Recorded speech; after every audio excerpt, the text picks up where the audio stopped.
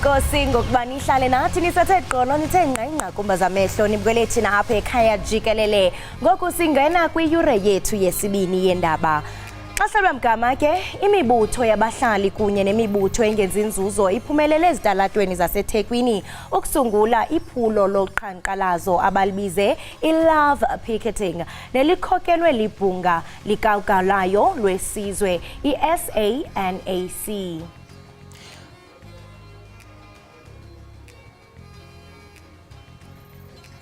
Umbutho wamasosha kuleli i-SANDF uhlonze amathuba emisebenzi okungahlomula kuwo intsha kuleli.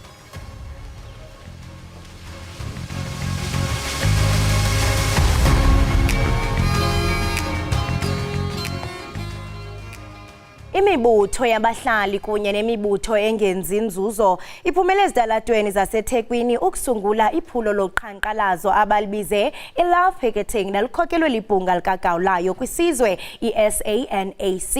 Eliphulo ke lijolise ekuguquleni uluvo loluntu ngemiba echaphazela abaphila nentsholongwane kagawulayo basondele kwizigidi ezisibhozo abemibeli abaphila ne-HIV, nto leyo eyenza uMzantsi Afrika atshotshe entla kwihlabathi ngesisifo. Iphondo ke laKwaZulu-Natal lelona linkqenkqeza phambili ngolosuleleko. Ubambisene umponomxesibe wemibutho yoluntu, abasebenzi bezempilo, abashishina ngomzimba neqela le-LGBTQI+ ukucanda izitalato bephephezelisa amaqebu wemibhalo. Injongo yeliphulo le-love picketing yintshukumo yokushukumisa abemibeli ukunxibelelana ngemiba yemfundo ngezesondo neengxoxo ngezimvo zabantu ngokumayela nabantu abaphila ne-HIV. Lo gama kukhuthazwa abantu ukuba bangazigwebi ngezimo zabo nale ntsholongwane. Ibhunga likagawulayo lithi umqobo wokuqatsela kolosuleleko lwesi sifo emva koqubulegqitha wentsholongwane i-COVID-19 ugekelele kumanina asakhulayo nabathi bankwantye ukuza ngaphambili nezimo zabo bebaleka ukubekwa amabala becalucalulwa. This is going to be the launch of the love picketing campaign of the SANAC Civil Society Forum. It brings together different role players. Kunjalo ulutsha nalo luphefumlelo phela. As a young person here, we are representing young people all over the country, speaking to sexual health and reproductive rights, and we're just saying to young people that sexual health services are available in clinics. Uqebu luye lwagqithiswa kumphathiswa wezempilo uGqirha Joe Phahla.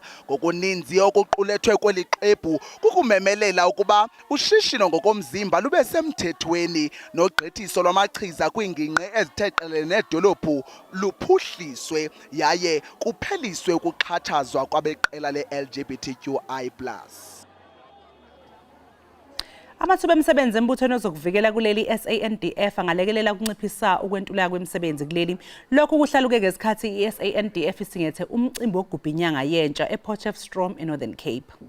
Injongo ye-SANDF kumgaqo siseko kukukhusela ilizwe abantu beli nesidima sendawo zaseMzantsi Afrika. Kumyinge ome ku-32.9% wentswelangqesho kweli, umkhosi wokhuselo uzibeka elubala njengomqeshi nabanothi abaze ngobuso kweli bamkhethe. We want our youth to focus on skilling themselves and making themselves not to be victims, but to have the approach of being the agents of change. Nanjengoko ulutsha luthi lube ngamaxhoba weengxoba kaxaka zokuhlala, intsebenziswano ezinje ziye zikhawulelane nabasemagunyeni ekuhlaleni. Issues of drug abuse, it's actually a serious problem. We have a center just nearby from where we are. Beds are full in terms of attending people who are victims. Kodwa umbuzo omileyo ngowokuba ingaba baye bafumana na abantu abaqeqeshekileyo kusinina nabazothi bamelane nokukhusela imida yeli kumaphulo wabo wokuqesha. We don't negate or compromise on what is expected of a soldier. Abaphathi mipu kuphela koko batshila bathatshele nakumanye amacandelo. I work on the submarine on board. I'm the weapons officer on board, also the navigator on board. I knew I always wanted to be a doctor, and the military actually took me through school, through varsity at the University of Pretoria, and allowed me to follow my dreams. Abemi bebeyinxalenye yalomhlangano ngosuku lwesibini bathi lenkqubo lithuba elihle eliza kubanceda kanobomi kwimo yentlalo. I can come here and then come do my engineering here by the military, where it's fully covered compared to outside where you'll be stressed about everything. Lenkqubo iza kuqunjelwa iqongqothwe ngoLwesihlanu. Imeko imbi kwindawo eDarfur naseKurdman eSudan njengoko kubulewe amakhulu abantu kwanxwelerheka amawaka. Lona ke ngumyalezo kanobhala Jikelele wezizwe ezimanyeneyo ngelixa kuqhutywa inkomfa yokunceda abantu baseSudan ethwaxwa imfazwe nesingathwe eGeneva eSwitzerland. Amaqela amabini omkhosi alibeke ilizwe kumkhondo owonakalisayo oneziphumo ezibi kummandla osele ubuthathaka. The scale and speed of Sudan's descent into death and destruction is unprecedented. Without strong international support, Sudan could quickly become a locus of lawlessness, radiating insecurity across the region. Hundreds of civilians have been killed and many thousands more injured, and these numbers grow by the day.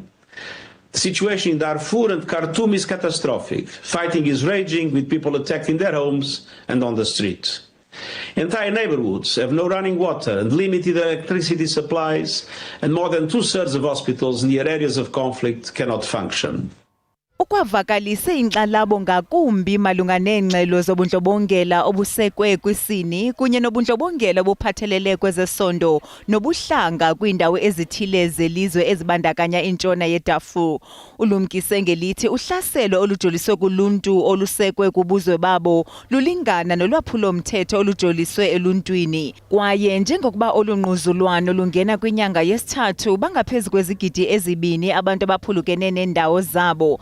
Ngelixa besondele kumawaka ngamakhulu amahlanu ababalekele kumazwe angabamelwane. Imfuno zabantu ngoku zinwenwelela kwisiqingatha sabemi belilizwe abazizigidi ezingama-45 njengoko izizwe ezimanyeneyo zibhenele kwinkxaso-mali. Izizwe ezimanyeneyo zibhengeze $22 ezigidi zeedola kwingxowa-mali ukunciphisa iimfuno zoluntu ngokumalunga nokuqhubeka eSudan. Uphiko lwabesifazane lwe-ANC eMpumalanga Koloni ludalule ukuthi likulungele ukusingatha ingqungquthela yesishagalolunye yokukhetha ubuholi ngesonto elizayo. Le ngqungquthela izohlala iy'nsuku ey'ntathu eCape Town International Convention Centre. Inkomfa yephondo ye-ANC eNtshona Koloni inqunyanyiswe izihlandlo eziliqela ukususela kunyaka uphelileyo. Eli phondo likhokelwe bubunkokheli bethutyana ukususela ukuchithwa kwesigqeba salo ngo-2019. Ubunkokheli bephondo buqaqambise ukuba le nkomfa ibanjwa ngexesha apho kusetyenzwe nzima ukwakha ngokutsha i-ANC. From time to time, questions were asked about the ability of this IPC to deliver on the terms of reference given to it by the NEC. This was largely because people confined themselves only to matters relating to organizing a conference, whereas the terms of reference were quite extensive and clear on what needed to be done. Baqinisekile ukuba kweli ilixa iza kuba impumelelo le nkomfa. Since i-conference le ifikile si-ready for yona, sibulele into yokubana kuyo yonke into ekhoyo neengxoba-ngxoba esinazo apha embuthweni ngokungavani ngokwe-choices esinazo uba umntu ufuna bani, kodwa kwezi BGM process bezisenzeka khange kubekho milo, khange kubetho bantu, khange kubekho ukujulwa ngazitulo, yayo yonke lento eyenzekayo kwamanye amaphondo. Kodwa thina apha senze kakuhle sabe sigqibile iprocess, hence namhlanje sikhona si-ready apha for uba senze le nkomfa. Kulindeleke igqiza elimalungu ayi-650 ukuba lizimase le nkomfa. Isizwe samampondo simeme iinkokheli zomthonyama. Isizwe samampondo noluntu ngokubanzi kwinkonzo yesikhumbuzi kaNkumkani uZanozuko Sicawu njengoko sekuphele unyaka wakhothama. Kulindeleke ukuba kubanjwe umthandazo kukhunjulwa igalelo likaNkumkani uZanozuko ngomhla wama-29 kule imiyo.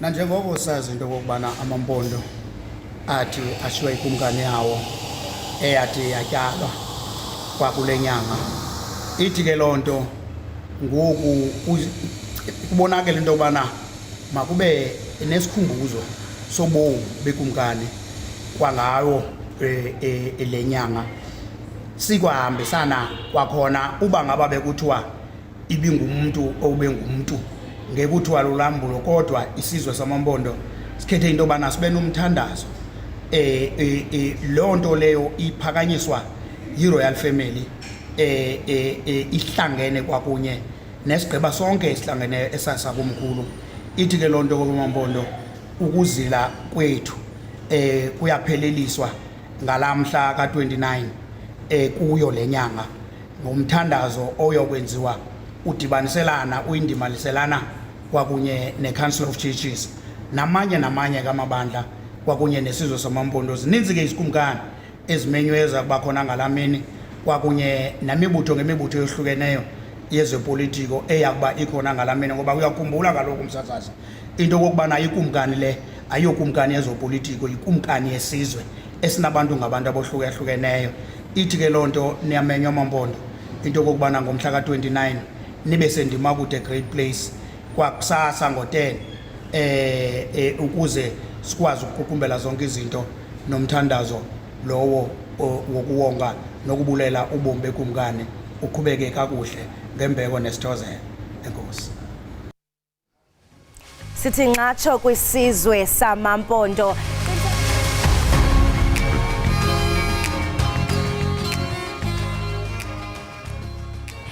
Enkosi ngokuhlala nathi nisekunye kaloku apha ekhaya jikelele kwinkqubo ndaba yakho iDTT. Igunya lokuziphatha kwicandelo lezemali iFinancial Sector Conduct Authority ngelamangesi lithi liphanda usodolophu waseGoli uKabelo kwaManda. Oku ke kuza emva kokuba lifumene izikhalazo ngosodolophu kunye neziko leshishini lakhe. Ithemba lama-Afrika uceba uAljama utyholwa ngokuqhuba inkqubo yomngcwabo yobuqhophololo noogxa bakhe bezopolitiko. Utyholwa ke nokuqhatha abahlali baseSoweto. Nangona kunjalo uKwamanda uxelele iphephandaba iSunday Times ukuba wazisa abathengi bakhe ukuba ishishini aliphumelelanga kwaye lavalwa. I-FSCA ithi uphando luza kujonga ukuba kukho imithetho yecandelo lezemali eyakha ilwaphulo na. Ukuxovula banzi ke lomba sikwece yena uGqirha Nkululeko Breakfast nongumhlali utike wezopolitiko. Masikubulise sikwamkele Dr. Breakfast ekhaya jikelele. Uyaphila ngalentseni? Isibulisele kwesisi you guys. Dabulele banawo. Uxolo ngukholosa luthethayo okanye umakholi. Oh sorry. Okay, sorry. Uyityile kodwa breakfast Dr. Breakfast. Dr. Breakfast kuyakhangeleka into yokubana uKabelo kwaManda uthi lavalwa ishishini lakhe lobuqhetseba. Ingaba mhlawumbe oku xa ujongile kuthathelwa ingqalelo? Msasazi ezizitsholo ziye zabekwa usodolophi wase Johannesburg. Zizitsholo serious. I'm not sure into bangaba zinesihlahla but in the sense that azikayi kunkundla yamatyala. Kodwa ke msasazi ndinexhala nje indlela izinto ezenzeka ngayo ngoku. Ngoba kutheni le information isithi gqi ngoku usodolophu lophetheyo eselulawulweni. I'm not saying that sasazi akanokwazi ubanjwa accountable akunobuzwa imibuzo. Into engayi-understandiyo into bangaba why xana umuntu owenza izinto ezirongo aligned to enye political party abantu balapati bangaba banenyaniso bathule balamntu esimka aye join forces nezinye political parties kuthi gqi ezizitsholo. Umzekelo msasazi sibonile ubangaba omnye obesaba zi-mayors zase Johannesburg dimlibele igama lakhe party naye kwavela izitsholo after ephumile kwi-coalition ye-DA. So i-question bangaba ingaba i-DA umzekelo ayiziboni na ezinto izibona kwaba bantu xana isebenzisana nabo why izibona xana bephumile phakuyo. But ke it doesn't take away into baba zikhona izitsholo but ndifuna nje ukhankanye into bangaba zikhona also ne-politics and also no create impression that mhlambi i-coalitions ezine EFF neANC nezinye i-political parties zinabo ubuqhophololo, ezinye ze-DA azinabo ubuqhophololo, but I think uphando liyafuneka msasazi. Uphando liyafuneka kwaye wena Dr Breakfast kukho abantu mhlambe abanethemba kuba ezi zityholo ingaske mhlawumbe aziyonyani kuba kaloku kungahle oku kube nefuthe kubahlali kwanokunikezwa kwenkonzo. Ungathi mhlawumbe ingaba kunjalo ngenene? Ingathi uye kwanocimicimi wombane uxolo nguwo phofu? Hayi yes msasazi ku-right. Hayi msasazi bukhona ubudlelwane phakathi kwezi environments zimbini, le ye-politics kunye nale msasazi ye-administration. So uba ngaba akukho bukhokheli obuqotho kwi-political environment, loo nto i-affecta i-environment yamagosa karhulumente, i-public officials, meaning that even inkonzo azizukuza ebantwini. But my view is that ezi coalition formations ingathi azisekelwanga uzisa inguqu ephucukileyo elentwini, kodwa kubenefita okanye ukuxhamlisa iziqu ezithile msasazi. Siyathanda ke nento bana sixolise kubabukeli ubani ngasambona umnumzana Breakfast kuba ingathi ke uthwaxwe yiyo i-load shedding kodwa ke saqhagamshelana naye. Dr Breakfast, iqela lezopolitiko i-Action SA izisisindululo sokuzithemba esijolise ekususeni ukabelo kwamanda njengosodolophu walapha eGauteng. Uphawula wena ngalonto uthini? Lilungelo labo msasazi but ikhona also ne abuse of motions of no confidence party. It must be noted that lilungelo labo xa befuna ususa lo nkokheli bafuna uyisusa akho nto irongo apho. By opposition party at the moment basebenzisana ke ngokune ne-DA party lilishwa okanye not to say balishwa party yi-concern into bangaba lo muntu akagqibi even inyanga if undirong ngicela ame unkorrekishe but sekukuthi gqi ezi zinto. So yeah, I think in future as the coalition formations abarhulumente bobambiswana funeke nabantu be involved with decision making in terms of ngeziphi coalition arrangements abazifunayo, because ikhona ingxaki msasazi apha. And eyona nqaloba kukuba ngenene njengoba usitsho into kubana nenyanga ikakaphela kakayigqibi. Ucinga ukuba kuyokwenzeka ntoni gqirha ukuba ngokwenene ezi zityholo zivele ukuba zinyaniso okanye yintoni ongacebisa mhlawumbi ubana ingathatyathwa yenziwe? Msasazi isalga funeka iqinise indlela abarhulumente bobambiswano basebenza ngayo. At the moment akukho framework okanye into eguide aba bantu baphetheyo.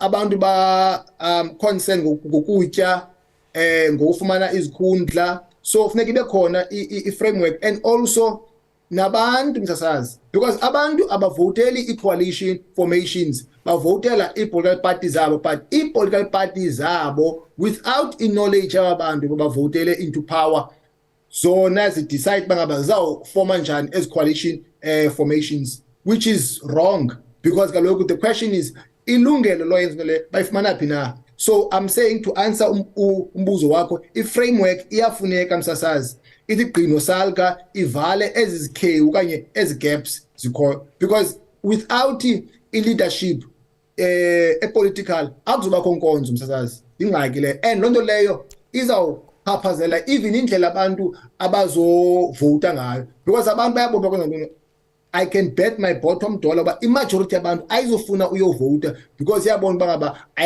ayihoywanga. Dr Breakfast ucela kakhulu nge-framework esingatsho into yokubana izawuxhasa kakhulu ingakumbi xa kuya kuthatyathwa izigqibo. Sithetha apha ngocango olujikelezayo. Ucinga ukuba kungenzeka ntoni mhlawumbe uba lo umpho Phalatse angabuyiselwa esikhundleni sakhe njengosodolophu waseGauteng?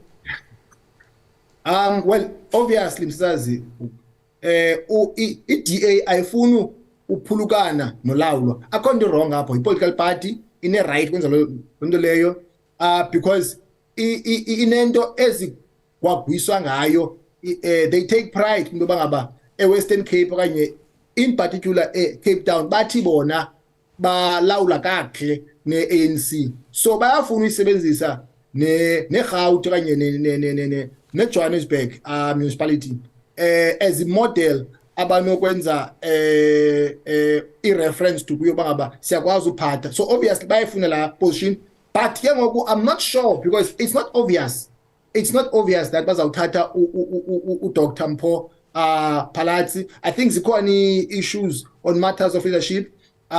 It might happen bafumane omnye umuntu ngaphandle kwakhe because it's not guaranteed because we must remember we have a contester even Steinhazen. So I'm not sure if a relationship is good phana and that because there is no way leadership at DA Johannesburg can take a decision about its deployment to mayorship without knowledge of leaders ZDA. But the question is, ingaba leaders ZDA izamkhupha na Dr. Mpho Phalatse as candidate yazo. Dr. Breakfast masibulele kakhulu ngexesha lakho ngalentseni. Enkosi kumsisazi. Lowo ke mbukeli besetha naye nguye uDr Breakfast nongumhlalutyi wezopolitiko besixovula kaloku ngomba otshisa ibunzi kasodolophu uKabelo Gwamanda otyholwa ke ngokuqhuba ishishini lobuqhophololo eSoweto.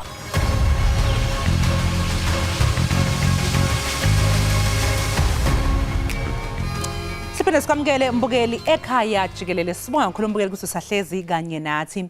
Iparlamente lithungatha usomabhizinisi olandelayo ozogxila kwezobuchwepheshe be4IR. Isishayamithetho sisingathe abafundi abaqhamuka kuzona zonke izinkalo kulelizwe ngesikhathi kwethulwa umkhankaso wokugqugquzela ukungena kwezobuchwepheshe.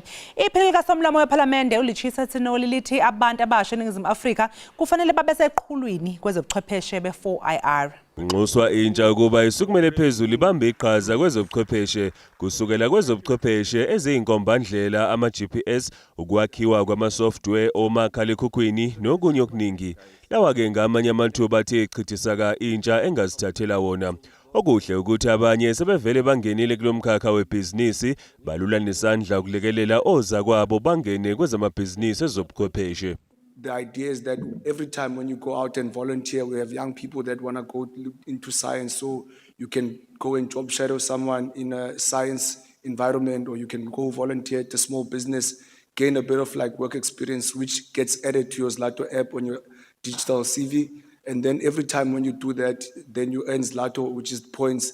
Then with these points that you earn, you can then buy some of the basic necessities like airtime, electricity. Iparlamente lithi lizimisele kwamukela izindlela ezintsha zokwenza izinto ezizoqhamuka nabantu abasha kanti ke kunomsebenzi owaqala ngo-2018.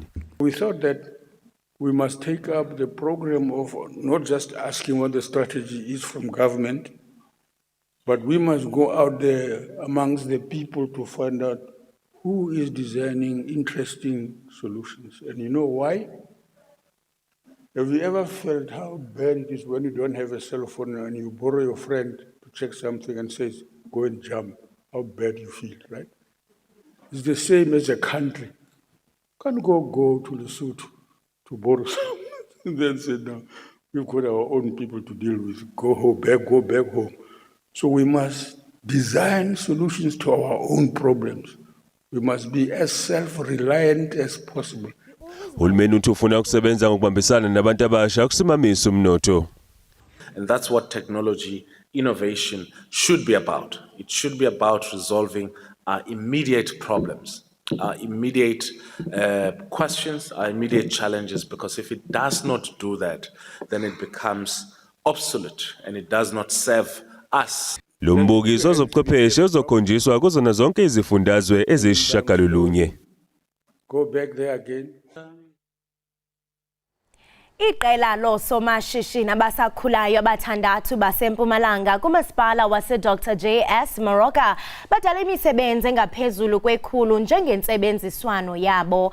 Iphulo labo ke lemveliso yokutya okuzinkonzo iqale kweyomsintsi kulo nyaka uphelileyo emva kokuba befumane umhlaba kwi-Bakhatla Bamukha Tribal Authority. Batyala ke onjingalanga kumhlaba wehektare ezingama-53 kunye nombona kwihektare ezingama-74. Ngomeyi kulo nyaka bandise kwaye batyala ihektare enye enesiqingatha yemifuno. Lolu hlelo kuhlose ngalo ukufukula intsha nabesifazane ezindaweni eMpumalanga kanti liholwa iqembu labantu abasha abahlinzekwa ngomhlaba obanzi ngama-hectares angaphezu kwekhulu nama-40 kanye ke nesamba esingaphezu kwezigidi ezisishiyagalombili zamarandi ezivela kuhulumeni waseMpumalanga. Sikhuluma nje seziyabonakala izithelo zalolu hlelo. Our vision going forward, maybe in 2 to 3 years time, we'll be like to exporting. Will be mainly like to exporting, and as we were discussing, like we want to go to the nearest schools, like whenever there are kids doing agriculture in secondary school, they'll come into our farm for practicals as well, so that we can grow the community at large. This project has literally changed our lives. I have a purpose to wake up now in the morning knowing that I am part of people who want food security. I also enjoy the fact that I'm doing what I love, and then also that we are contributing to local economic development, because our aim is to bring the economy to the rural areas. Undunankulu waseMpumalanga uthi lolu hlelo belingeke lube yimpumelelo ngaphandle komhlaba akwanikelwa ngawo iBakhatla Bamukha Tribal Authority. Uthi kuzohlomula zonke izifunda ezine kulesifundazwe. We know very well that around Nkomazi, that soil is very rich in terms of the mango produce, and therefore we have procured about 1 million trees, which we will be planting across the houses in Nkomazi in their backyard. And later on, we will be collating, and in that way, our household vegetable gardens will benefit in that program, which we will then process it for be it for juice purposes or whatever, which we will take it to our GNP schemes and also to the broader market in the private sector. And we are also going to plant trees of avocados around Bushbuck Ridge. Uhulumeni ngazwelonke uyalweseka lolu hlelo. Fighting poverty and underdevelopment is a process.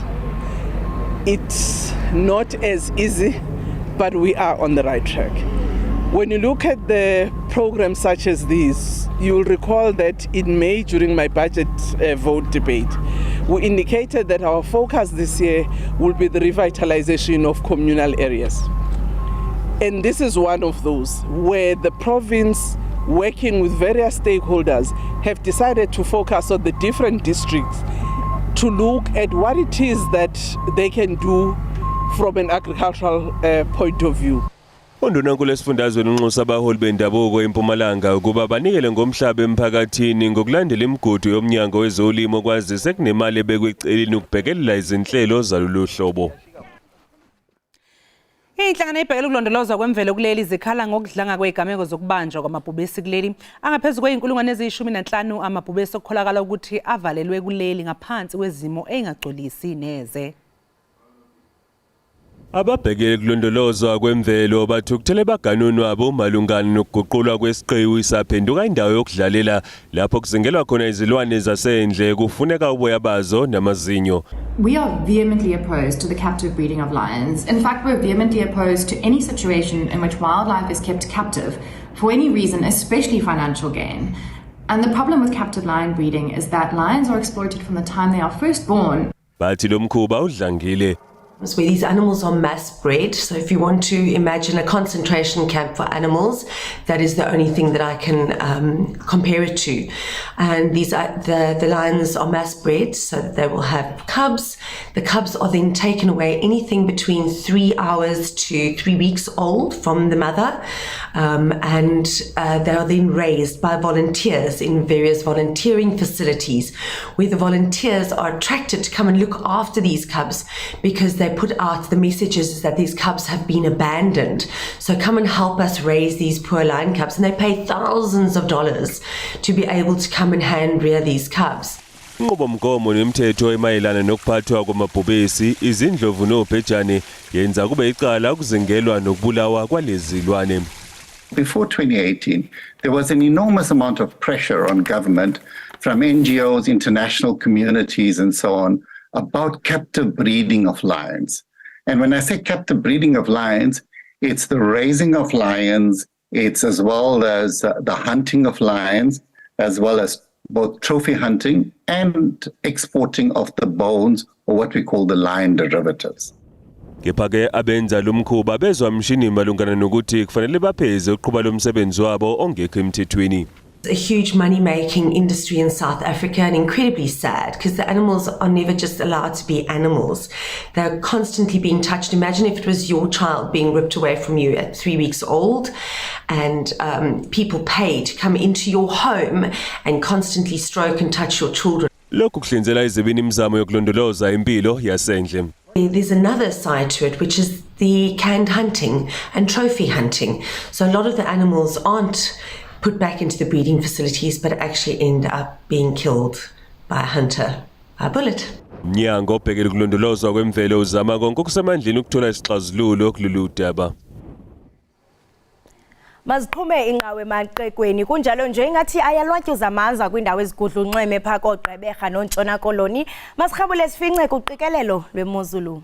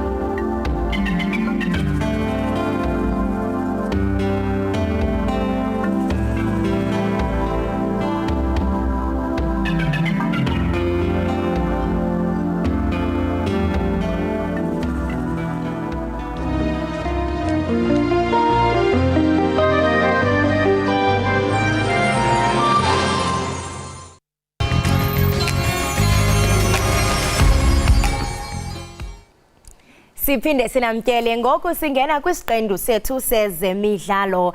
Imamelodi Sundowns ibhengeze ukuba umqeqeshi oyintloko uRulani Mukwena utyikitye isivumelwano esitsha seminyaka emine.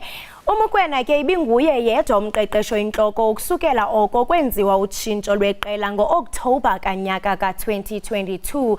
Kwaye ke ufumene intshinga yesithandathu ye-DStv Premiership ilandela ke kwiphulo lakhe lokuqala.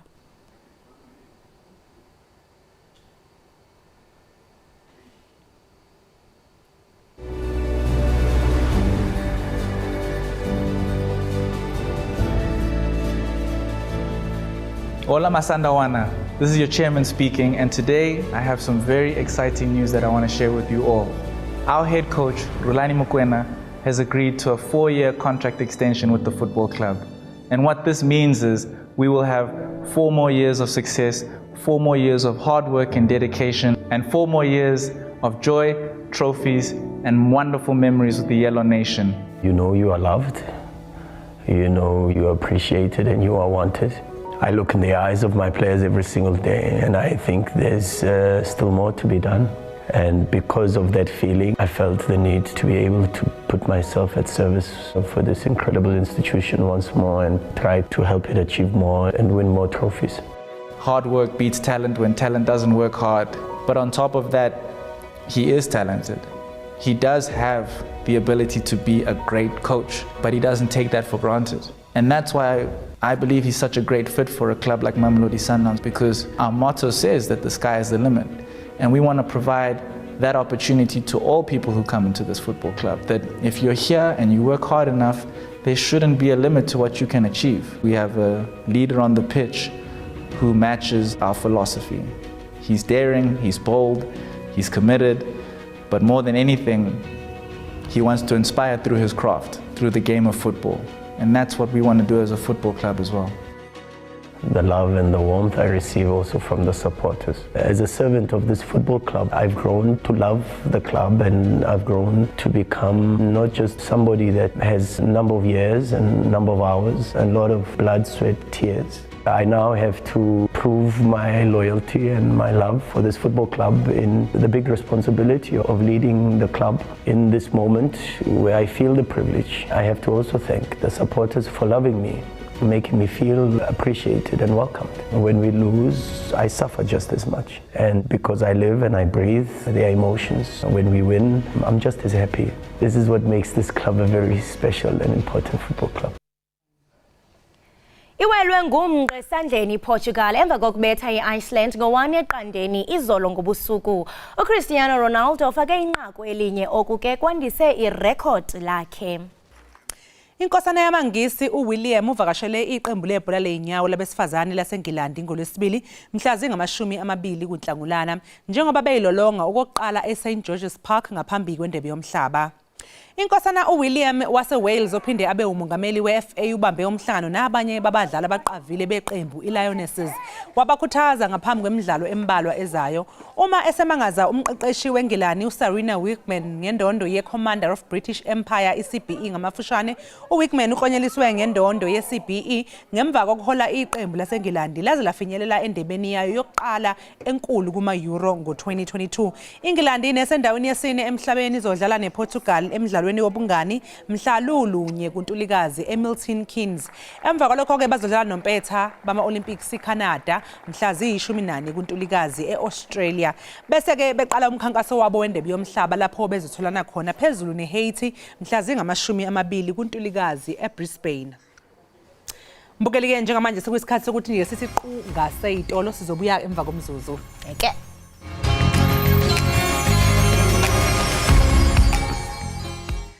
Siphinde sikwamukele mbukeli Ekhaya Jikelele.